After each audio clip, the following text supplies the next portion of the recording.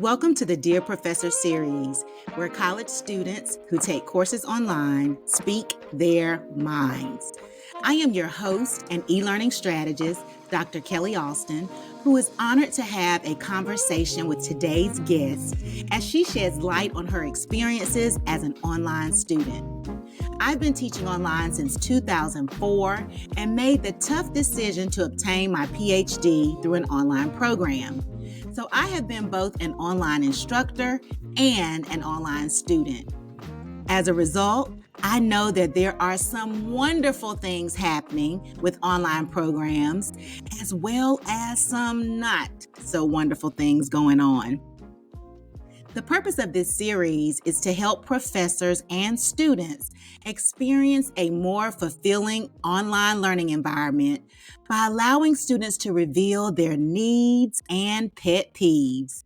My hope is that this information will support professors in making the necessary changes or adjustments in the design and delivery of their online courses, which should ultimately enhance student success and satisfaction with distance education. So, if you are interested in hearing what students have to say about their lived experiences online, please hit that subscribe button and the notification bell so that every Wednesday at 8 p.m., the latest episode will come straight to you. Also, feel free to comment about anything said and ask questions. Today, I'm honored to be sharing this time and space with Miss Kye Howard. Kye, how are you doing on this glorious day? Hi, Dr. Kelly. I'm doing wonderful, wonderful. Glad to be here. Thank you for having me. And I'm looking forward to this interview. So am I.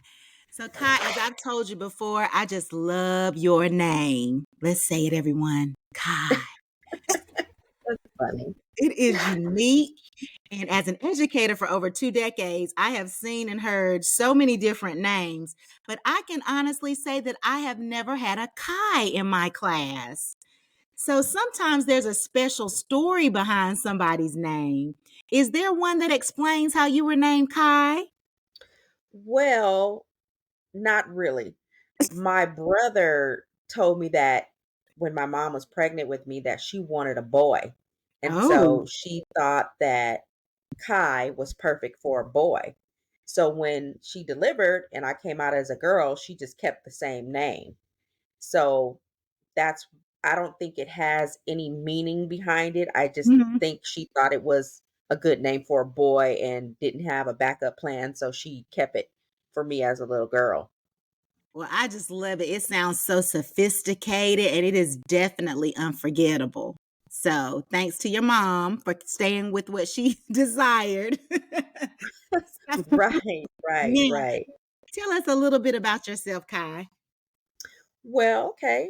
So I am a 47 and a half year, almost 48 in December, doctoral student who is pursuing my EDD in organizational leadership and organizational development. Currently, I am attending a private Christian university. I know that's not a traditional way to go about getting your doctorate, but I just wanted to have the Christian piece of it attached to what my work that I was doing. I've worked in law enforcement for 23 years. I'm a single mother of an 8-year-old. I'm an avid fitness kickboxer, roller skater, and science fiction buff. And one of my biggest desires is to one day narrate a TEDx talk. So that's a little bit about me in a nutshell.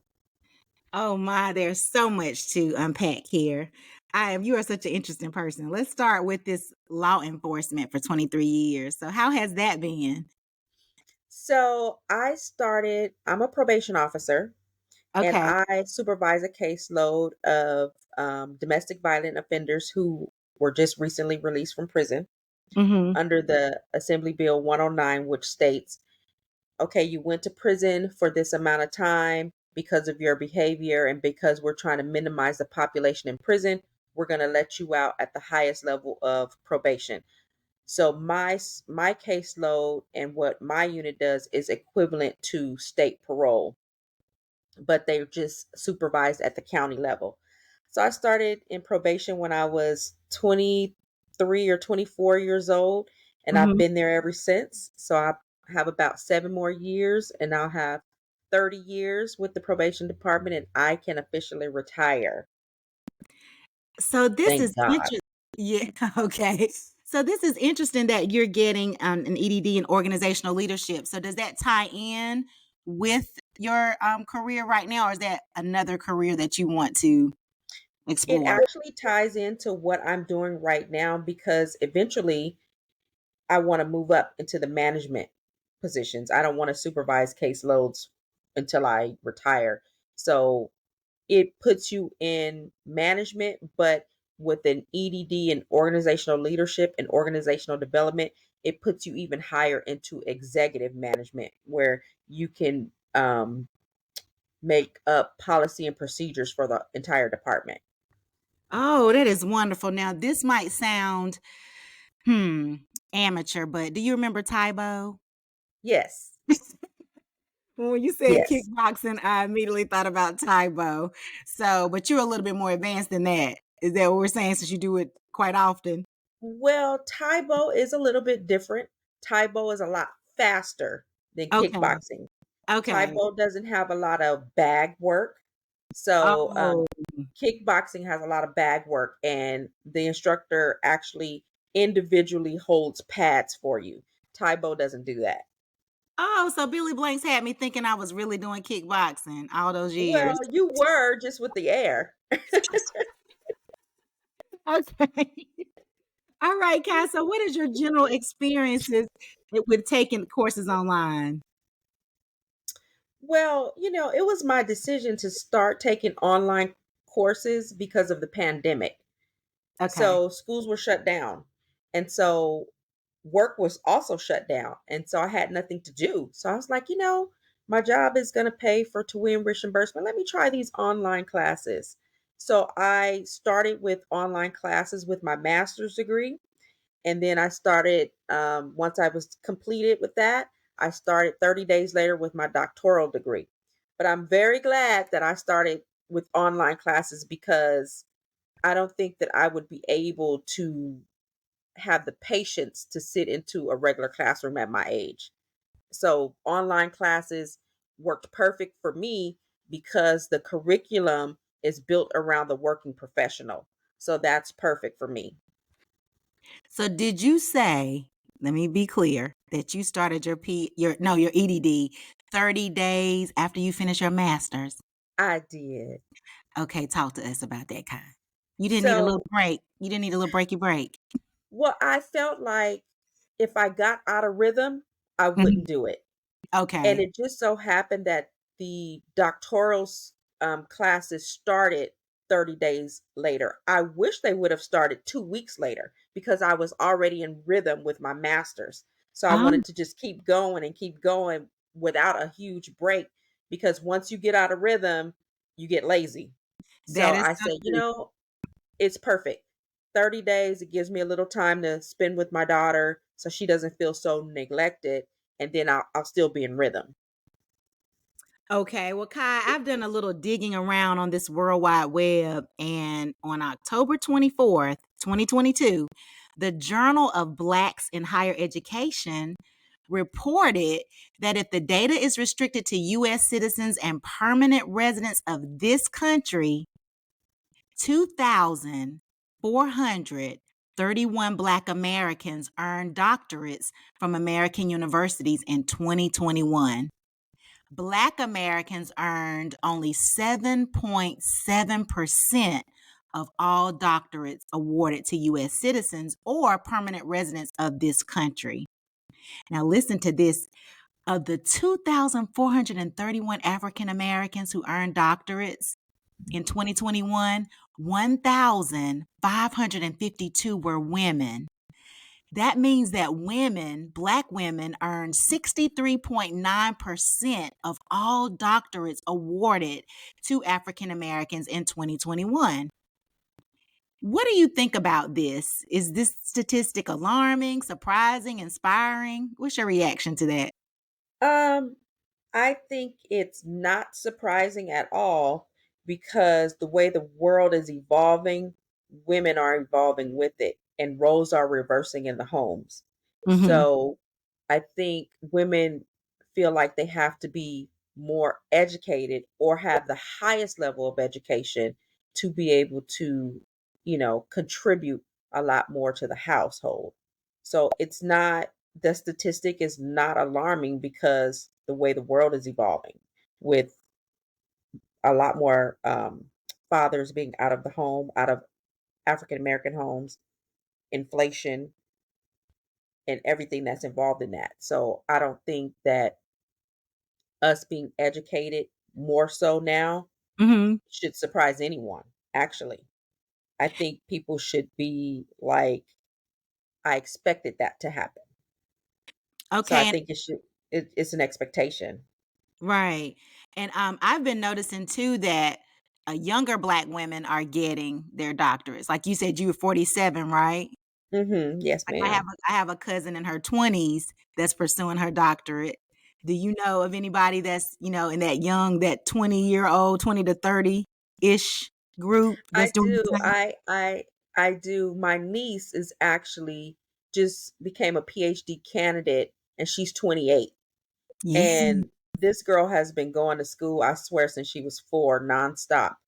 And so I can see how that younger generation is, the numbers will be larger Yeah, because, you know, women my age, we've already settled into our professions, our families, and those types of things. These younger women that want to be educated, they're going for it, which I think is good. I think is very good. it is. So how does your daughter feel about you pursuing your doctorate? She really doesn't understand the level of discipline and the level of rigor it takes to pursue this doctorate. Only thing she knows is you got to do homework again. You doing homework again? How much homework do you have? Does it take a long time? So I have to make sure that I balance it so she doesn't feel neglected in any way. So I try to do homework with her. When she's doing her homework, I'm doing my homework. And so when she's done, I actually take a break so she doesn't feel the neglect too much. But I don't think she understands the level of what I'm trying to do. I can certainly relate to that because I was actually teaching online as well as pursuing a doctorate online with a daughter, and I'm a single parent as well. And you do have to make sure that you explain to them that mommy has a goal and I will be on the computer a lot, Right. but also that you spend that time. I remember my daughter and I used to have Friday was movie night. So that was our Mhm. little time to go either we would purchase movies or stream them, when streaming became really big. And Yeah, so that's funny you say that because me and my daughter had the same thing last Saturday night. We streamed a movie that we wanted to watch. right.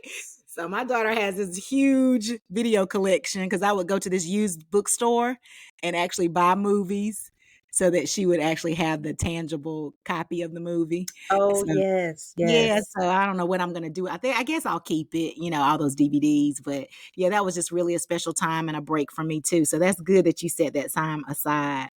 So Yeah. Kai, if you were to rate your experience with online courses on a scale of 1 to 10, with 10 being outstanding and 1 being horrific, what rating would you give and why? Well, I would have to say I would rate my online experience to be a 7. And I think that rating comes from the school's curriculum. I think every school would provide a different experience. I think the institution that I expected a little more because it's a private Christian university, and I just didn't get my expectation wasn't met on the Christian side of it. And I Um, I was disappointed in that realm. okay, so let's talk about that. So what do you think they could have done better as it relates to that Christian element? They could have incorporated more Christian assignments attached to what their curriculum currently is. I got a lot of that more so with my master's degree than I am with doctoral studies. We haven't done anything Christian related in any of these assignments. It's all leadership and organizational development. Oh, that's interesting because you would think with leadership and with the call that a believer would have, in organizations, Mhm. that they would Mhm. tie that in. So Mhm. you have to give them that feedback because that's really Mhm. important. Like you said, you chose a Christian university for a reason. So Right. yeah, but still 7 is still a high score. So kudos to them for that. All right, Kai, let's talk about your needs as an online student. Now, a need is defined as something you require because it is essential or very important. So, when you click on the online course or courses in which you are enrolled, what do you require or desire from the professor and the course to be successful? That's a very, very good question. So initially, I didn't have any expectations because I had never done online school before. But being in school for 3.5 years consecutively, now I realize it's very important to have communication face to face at some point. Everything cannot be virtual because some people don't understand that way. They need that face to face. They understand body language, they understand tone, and I needed that. And a lot of professors weren't providing that. They would just say, call me during my office hours and I'll try to explain it to you. But I prefer that the professor allows us to have Zoom or Google Meets, anything that I could see your face and talk to you. It gives you that one on one, face to face interaction. And a lot of professors don't offer that. And it's very much so needed. Okay. Was that your the only thing that you needed? So, in addition, a lot of times I don't get to speak with professors about their feedback. And so sometimes I don't understand it, good, bad, or indifferent. Okay. Specifically, when it came to my proposed dissertation topic, I needed the classroom and all the feedback to feel like in person and less of a virtual reality. So I wanted to be able to understand the feedback from my professors and talking to them and seeing them and having them say, hey, I need you to do this instead of writing it in the comment section on my papers or whatever the assignment. I needed to speak to them and say, Kai, I need you to do this, or this doesn't match this, or this is wrong, change this. There's only so much you can understand by reading comments So and true. trying to apply it to Mhm. the assignment necessary or future assignments. So I really need that face to face interaction. Okay. And so seeing the missing element of online, especially if it's done that way, completely asynchronously, which I'm so sorry that that's been your experience, but completely it takes away all the things that we learn through communication, which is body language, tone of voice, all of that. And so what you're saying is that you feel like they should have an opportunity for you to have video calls as it relates to things that you don't understand, as well Right, as feedback that they give you on your assignments. right. Is that right? Because some of this feedback I've gotten, I'm like, these professors aren't Christian, they gangsters. What's going on here? So I sometimes it feels like a personal attack. And so Right. I need to be able to understand, okay, I need to talk to you. I need to hear your voice. I need to see your body language to understand, okay, Kai, this is not personal. Maybe it's you. Because sometimes it is very, very harsh. And you don't know how to digest that. Right. And you don't know how to apply that to what they want you to do because you feel so attacked. You're like dejected by that point. Right. Because too much can be left to interpretation, especially. Yes. And you're very sensitive. well, maybe I shouldn't put words in your mouth, but I was very sensitive at this point. You've written a million papers, probably. Of course, I'm Right. exaggerating. This is not that, and so it's a very sensitive document that you're It is. creating, and it It needs to is. be taken. It needs to be personal. Just like just now when I just shared how many people are getting doctorates. Well, only 4.7 million people in the United States have one. So it's not like you have thousands of students. So when you Right. get to this level, there should be enough time allotted to have that one-on-one relationship with Right. somebody that has taken the time to pursue a doctorate. So I totally agree with you with that. Did you have any others, or are those your two major ones? No, that I know online school is limited with communication, but with technology, I think we should push the limits. Like Right, if your office hours are from 1 to 3, why does it have to be a phone call? Can it be a Zoom meeting? Can it be a Google Meets meeting? Can it be a Zoom classroom? Can we have class via Zoom? Where we right. could see everybody that wants to participate. But that hasn't been my experience. And I feel like that's the missing piece is to be able to see, and it breeds camaraderie with other students and the It's professor. it's So, certainly and does. then that's how you get your community group, your supportive community group. You need to see people and talk to people and, get the good vibes from people. And I haven't had that experience so thus far. Well, Kai, I'm so glad that you're saying this. This is a whole nother panel discussion because my first 3 years teaching online, it was just completely asynchronous. And I Mm-hmm. was like, I can't do this because I'm a people person. Mm-hmm. I was like, I can't do this. And so our dean at the time noticed that students' grades were not up to par. And so she insisted that we have synchronous sessions, everyone. So then after the first 2 years, she said, okay, now we'll let you decide, how often you want to meet. And I was the one that had synchronous sessions almost every week. And as a result, I have really strong relationships with Mm-hmm. students, and my students have created a network with each other. And so I Mm-hmm. know for a fact that what you're saying, what you're envisioning is true, that if you were to have that synchronous opportunity and those live office hours, that things would be a lot different. You would feel you might give a 10 for your Absolutely. distance, because you have to make distance learning less distant. We have to do that. Exactly. And we have Absolutely. technology in place that we can do that. So thank you for Absolutely. sharing that.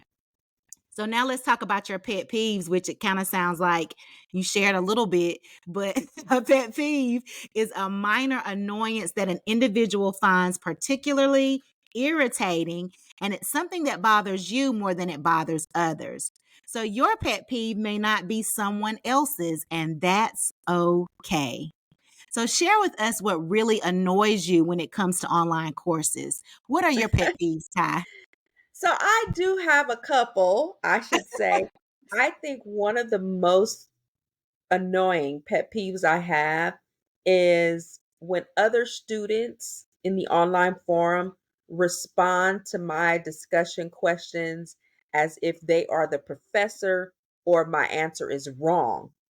Mm, Many students that are online, and I don't know if it's an age thing, but they don't have online etiquette.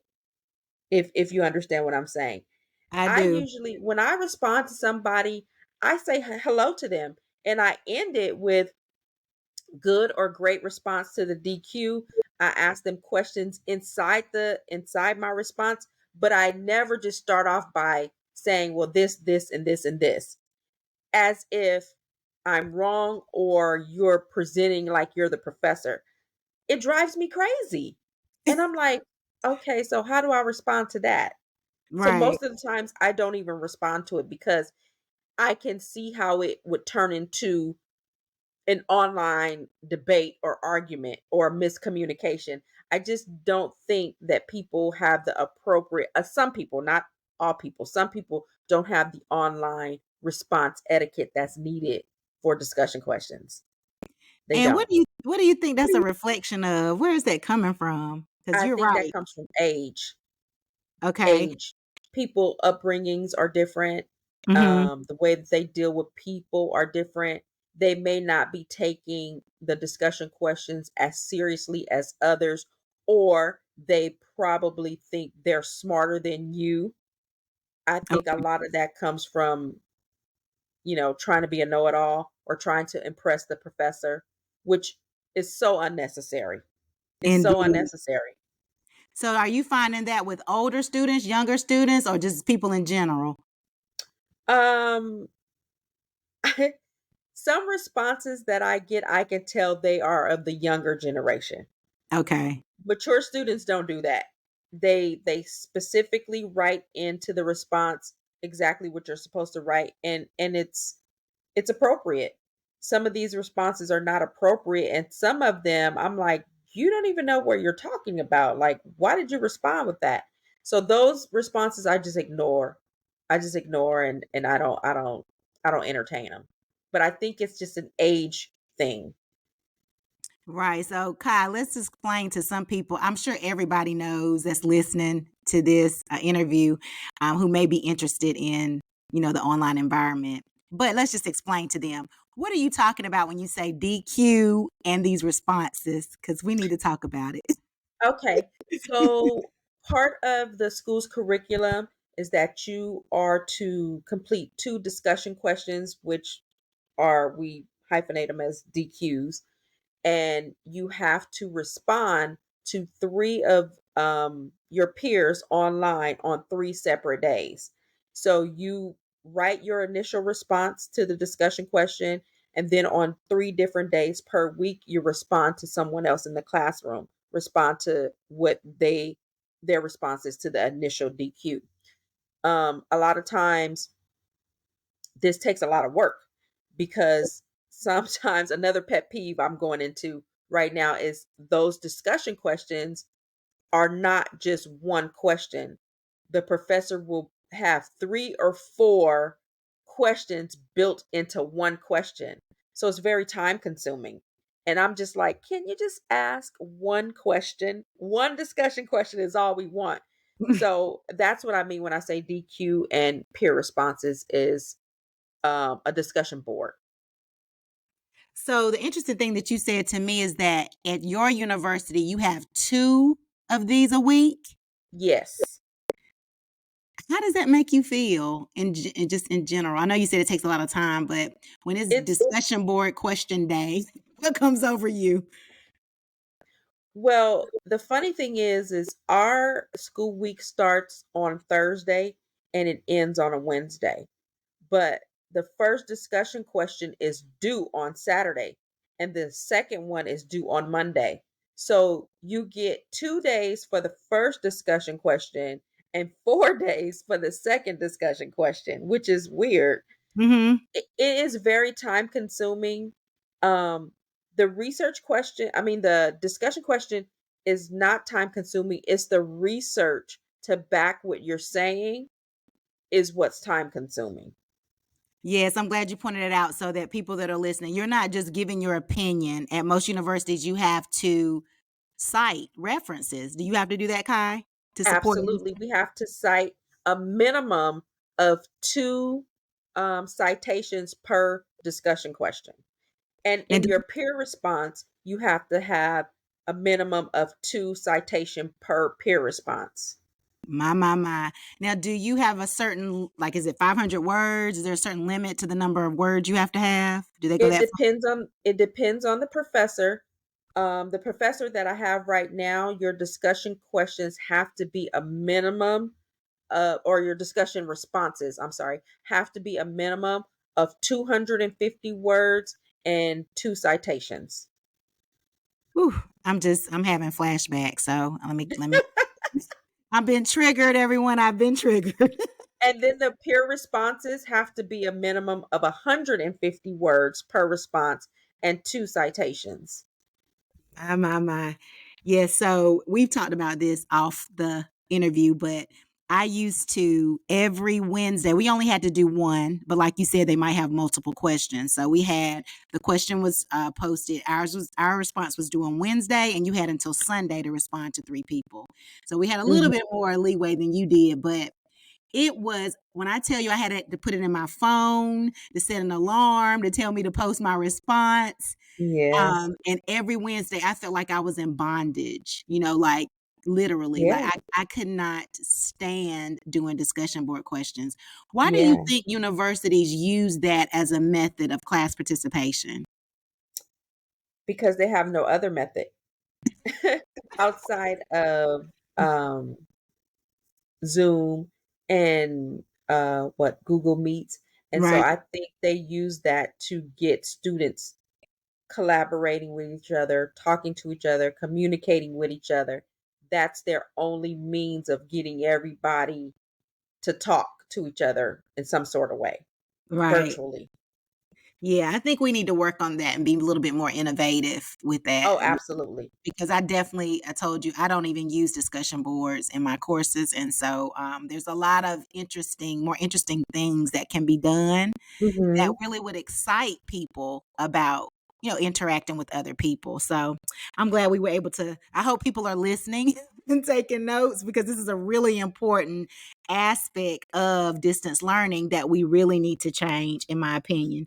Did you have Yeah, oh, go ahead. Go ahead and say what you I want was to say. gonna say there are some people that like group projects. There are professors that will put out group projects, and that's also another way to build camaraderie among students. But students like me hate group projects because now at the doctoral level, you have to depend on yourself.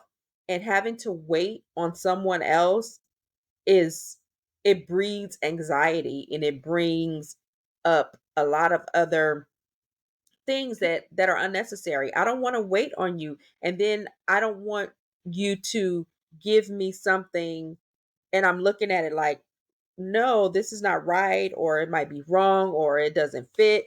So group projects, I don't know. I'm kind of 50 on group projects for that reason. Yeah, I understand that group.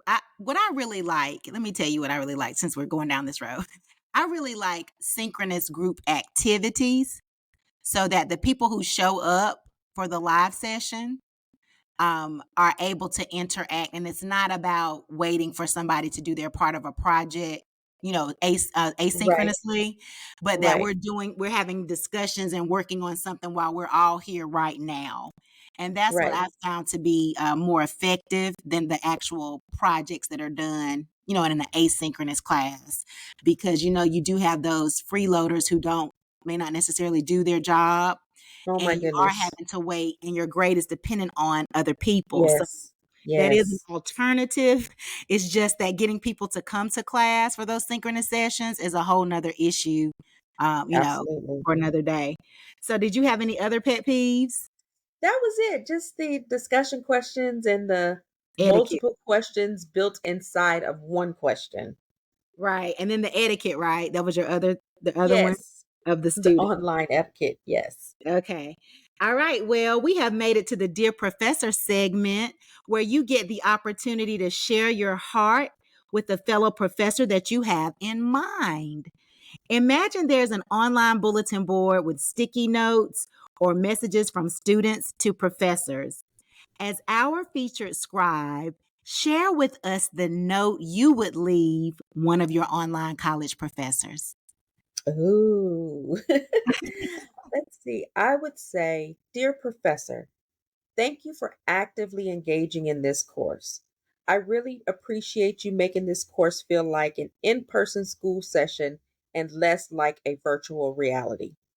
While this course was engaging as well as interesting, sometimes your feedback felt like a personal attack instead of educational guidance. As a result, it made me unsure of how to implement and apply your feedback to future assignments.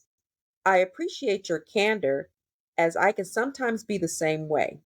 Is there a way we can meet face to face so I can understand what you're trying to relate to me? Have an amazing day and even a more amazing weekend. Yes, That's Kai. what I would say. Yes, I love how you created a compliment sandwich. so perfectly. You gave them some constructive criticism or praise or encouragement, and then you gave the praise first, and then you gave the constructive criticism, and then you ended it on a positive note. So I just really enjoyed that message to that professor. So as we close, let me share my takeaways from today's conversation. Well, when you're taking online courses, Kye, you want to have communication face to face, meaning Zoom, not in person, but in a video call. You would prefer to have that face to face interaction at some point during the course. You also would love to talk to your professors about the feedback that they give and not just have that written feedback. Correct. Also, you would like for professors to refrain from having multiple questions in their discussion board posts or their discussion board questions. And you would like for the students to develop some type of etiquette. Do you think that the professors could actually create some type of tutorial or training on how to respond to discussion board questions? I think they could, but the way students are, um, their upbringing has a lot to do with their etiquette. So professors can't teach upbringing. They can't teach etiquette because that's a learned behavior from in the house. Right. And so they can't teach you how to be respectful offline or in person. You can't teach that. That's something you should have learned as a child. So, but I think there could be some type of policy saying, hey, this is a professional environment and we expect this or that. So I think there could be an expectation list, that professors could put out some type of way. Right, because even in my classes where I've used journals or blogs, I would say, address your classmate by name. I would tell them specific things because you would Hmm. be surprised that people don't even know how to say, "Hi, Kai. I really They enjoyed your," don't. and I would say something positive about their journal entry, and then I would tell them how they could make connections. You might find a They do person, not say you know, hello. It's right. crazy. They just start talking and abusing, Yes. whatever they wanna do. So you're Yes. right. So I do think that what you're saying is, you can't train them, but a guideline list or some kind of standard, rubric could be applied to help them, because we can't assume that people know how to talk to people in these days and time. Right. Well, And guess and what we have to understand is if it's an age thing, right. even at the doctoral level, people type how they text. And it's So true. disturbing. It's so true. It's disturbing. I'm like, that's not it. That's not Right. it. And, sometimes I would look at people's posts and I'm like, and I see them in the next class, I'm like, "You passed the class?" Because I couldn't, just based on their discussion board post, I'm like, "There's no way this person's gonna pass this doctoral level course." And they would be in the next class doing the Mhm. same thing. And you're Mhm. like, "Wow." So I don't know. I don't know. Maybe Yeah. the professors are a little bit more lenient than what we would be if we were teaching a doctoral level course. I don't know because I put a lot of effort into my responses. And then when I read other people responses and they're like right at the 249 word minimum, Mark, they were counting. I'm just like, maybe I'm working too hard. Oh, we are kindred spirits, okay? That's me. I'll write like a nice, like you're writing a paper, just a nice little, Yes. and then you read somebody else's like, that's why I was saying I would be like, and they are in the next class? They passed their discussion Right. cards? Yeah, but Right. guess what I forgot to ask you that I can't let you leave without discussing since you are the doctoral student. There's a study in research policies that found that 50% of doctoral candidates experience psychological distress. Would you say that you fall in the 50% who do experience psychological distress or the 50% who do not? I would say I fall into the 50% who do suffer with psychological distress for a number of reasons. One, because I am a single mom. So Okay. that being a parent alone is stressful enough in this world. Yes. Two, I have a rigorous job and it's a very volatile job at any minute. And three, sometimes I don't think professors realize the feedback that they're giving sounds very brutal. And so sometimes I internalize that feedback and it takes a toll on you mentally Mm-hmm. because you want to do well and you want to balance work and life and you want to be a good parent. It's very stressful and it brings up about a lot of anxiety. And so I try to kickbox in order to, you know, bring some of that stress down and try to, make myself feel like it's going to be okay. Try not to take it so seriously. I mean, doctoral studies, I have made it equivalent to academic hazing. Yes. So, I'm glad you brought that up. I was going to say that. yeah, it's tough and if you are not a person that knows how to self-regulate, Mm-hmm. this is probably not for you. Say it again. If you are a person, tell them That what. is if you are not a person that has the ability to self-regulate, doctoral studies is not for you. Yes. Is this not something you do just because you want doctor in front of your name? Let's just That's make right. that clear. That's right. 'Cause you might do more damage to yourself than good in the process. So Absolutely. I had to ask you that and I forgot to. So I wanted to end on that note. And Kai, I want to thank you for spending your precious time with me today. I have enjoyed you so much. I wish you well as you complete your doctoral studies and become Dr. Kye Howard. Now, what year Oh, would this be, Kai, when you do this? I'm looking for commencement to be 2025, the spring of 2025. All right, so there it is. We are in agreement with you that 2025, you will be Dr. Kye Howard. I am looking forward. Yes, I'm looking forward to not being in school anymore. yes, keep me posted. Now, let me just warn you. You might have a little. Let me see what do we call it? There's some type of psychological situation that occurs after you finish your doctorate. Did you know that? Because you've been in No. Yes, research that. So some people, I remember seeing this guy on Instagram talking about he had a picture of himself sitting on his porch, and he was like, "I'm lost at this point," because you're so used to doing what you were Yes. doing and pursuing all these degrees, and so then when you don't have to do that, you have to figure out, okay, so now I have time for this and so, and now you don't have a paper due, you don't have all of this feedback coming in of something that you it's like when you it's like when you set a goal and once you achieve it, they say it's more Yeah. about the journey than the actual goal, because once you achieve it, it's like, okay, what's next? Yeah. It's almost equivalent to a parent that's an empty nester.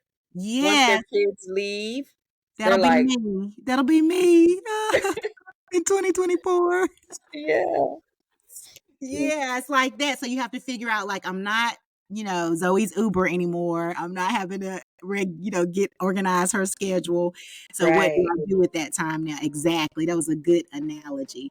So I just wanted to warn you that you might feel that, a little Oh, bit afterwards. Although some people say they don't feel anything. They're like, honey, I'm good. I'm So you done. right. So thank you all for joining us. Remember to comment, like, and share, follow, and subscribe. I look forward to spending time with you next week on the Dear Professor series, where college students who take courses online speak their minds. Bye-bye.